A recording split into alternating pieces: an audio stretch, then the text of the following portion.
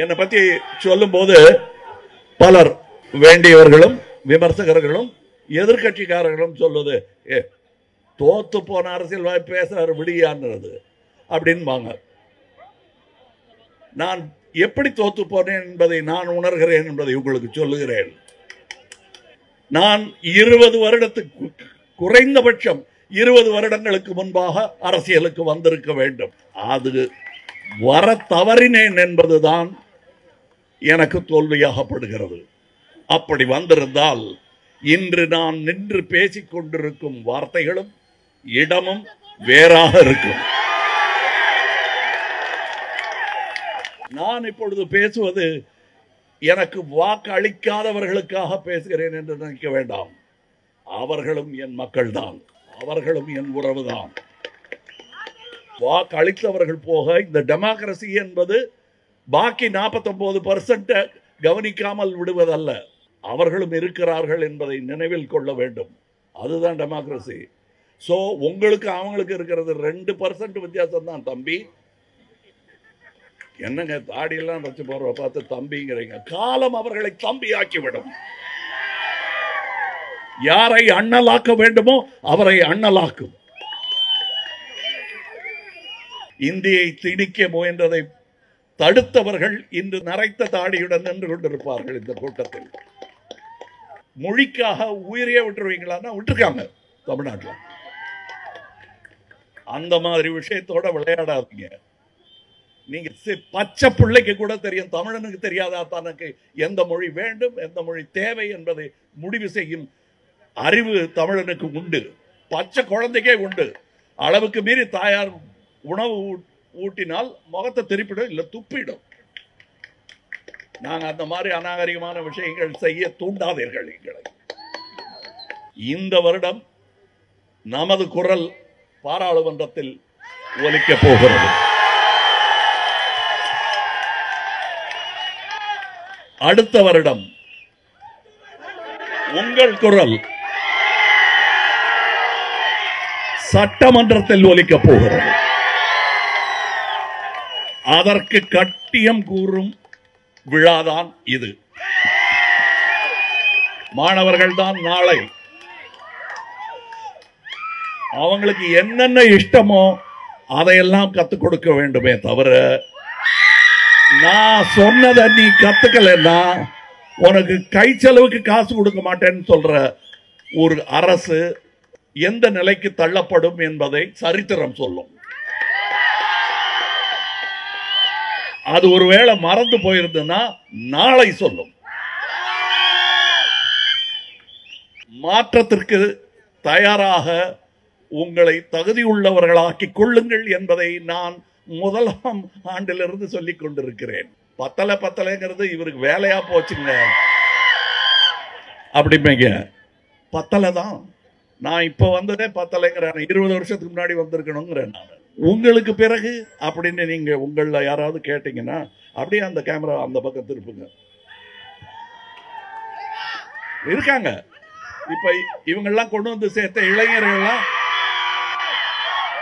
விட்டுட்டு ஓடிடுவாங்களா? இது தொடரும் வழக்கம். காந்தி தான் போயிட்டாரு, அவர் இல்ல. இனிமே நம்ம எதுக்கு அதெல்லாம் பண்ணணும்னு நினைக்கல. கொள்ளு பேர வரலும் வேலை நடந்துட்டு இருக்கு.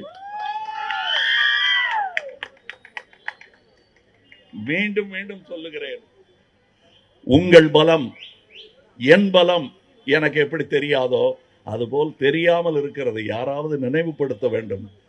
அந்த நினைவு கூறும் நாள் தான் இது. உங்களுக்கு நான் மறுபடியும் இன்னொரு வாட்டி சொல்றேன், இன்னொரு தீபத்தை ஏற்றி வைக்க வேண்டியது உங்கள் கடமை. அதை செய்தாக வேண்டும். இன்னைக்கும் நான் சொல்றேன், நான் எல்லாருமே சொல்றாங்க அடுத்த முதலமைச்சர் அப்படின்லாம் சொல்லுவாங்க. நாம முதலமைச்சர் ஆகிறதுக்காக வரல, முதல்ல இருந்து இது எல்லாத்தையும் மாற்றி அமைக்கணும் என்பதற்காக வந்தவர். ஏன்னா எனக்கு முன்னுதாரணமாக காந்தியார் இருக்கிறார், பெரியார் இருக்கிறார். அவங்களும் அதை பத்தி எந்த கவலையும் இல்லாமல் வாழ்ந்தவர்கள். அம்பேத்கர் தோத்ததுக்காக அவர் கோவிச்சுக்கிட்டு இந்தியா விட்டு போயிட்டாரா? படிக்க போனது தானே தவிர வெளிநாட்டுக்கு.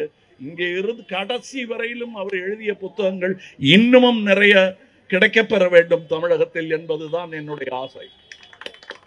அழுத்தமான பல முன்னோடி கருத்துக்கள் அவைகளில் இருக்கின்றன. பல விஷயங்களில் அவர் காந்தியாருடன் ஒத்துப்போகாதவர் தான்.